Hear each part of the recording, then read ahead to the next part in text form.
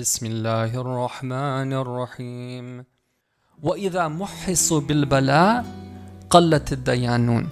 Right? When people are tested, then those who are committed to the path of religion are very few. These lines are very profound. And usually you'll find that in Muharram, at one point, the speakers will mention these lines because of how relevant they are to the message of Imam Hussein alayhi salam. But sisters, one of the things we're going to try to get from these speeches is what was the angize, what was the motivation behind Imam Hussein doing what he did? What did he want to awaken people to? So it's very important here that Imam Hussein alayhi salam is trying to say to people, one of the things we takeaways we can get from this is that wherever you're at in terms of your practice of religion, my invitation for you is for you to be able to step up to a higher level where when things happen, things don't go your way, calamity descends, you have financial problems, you have family problems, you have parenting problems, you have economic problems, you have political problems, whatever it may be. When those things happen, there should be something within you that prevents you from departing the path of religion. What is that thing within that prevents somebody from departing the path of religion when they get shaken up? And this is where I want to take all of us to the current events. I don't want to be somebody who spends 10 nights living in a different world of the past. That's not the type of person I am. We need to look at how we connect all this to what's happening right now. I mentioned last night about the incredible crime on humanity that continues to take place in occupied Palestine.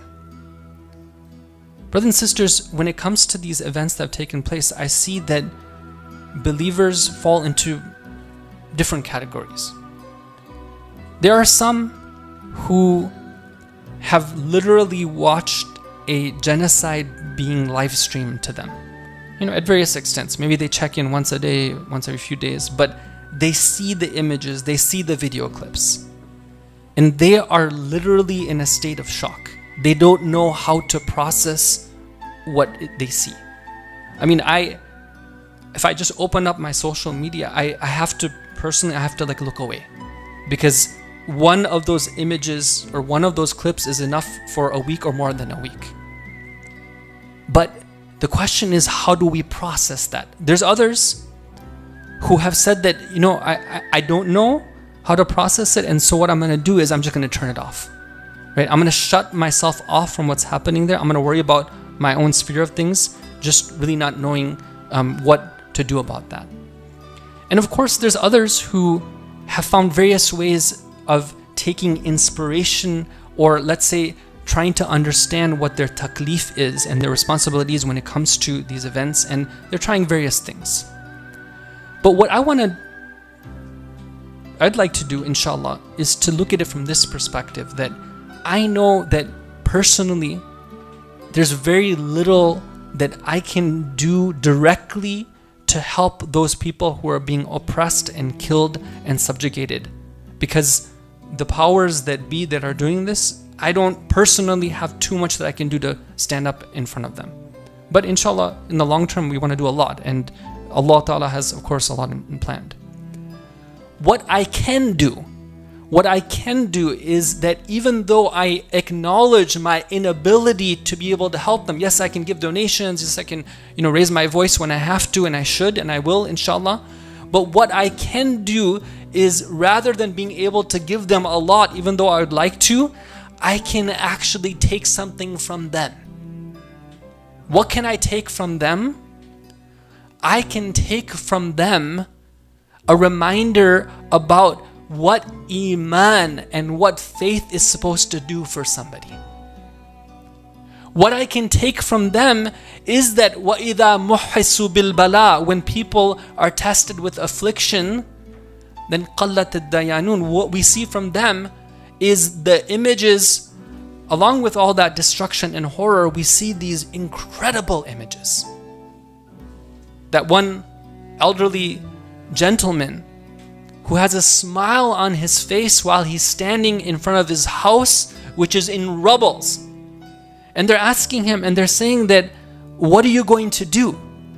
Right? They just destroyed your house. Who knows what other loss he had faced by that time. And what he is doing is he has a smile on his face and he's saying that Allah will take care of me.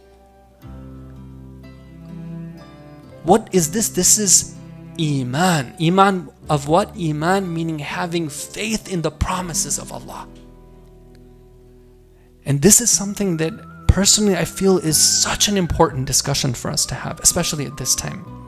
When we see these people who have been, for decades, they have been under oppression and in recent times under unimaginable conditions, but yet no one has been able to take their Iman from them. And rather it has only increased. This is definitely an ayah and a lesson for us.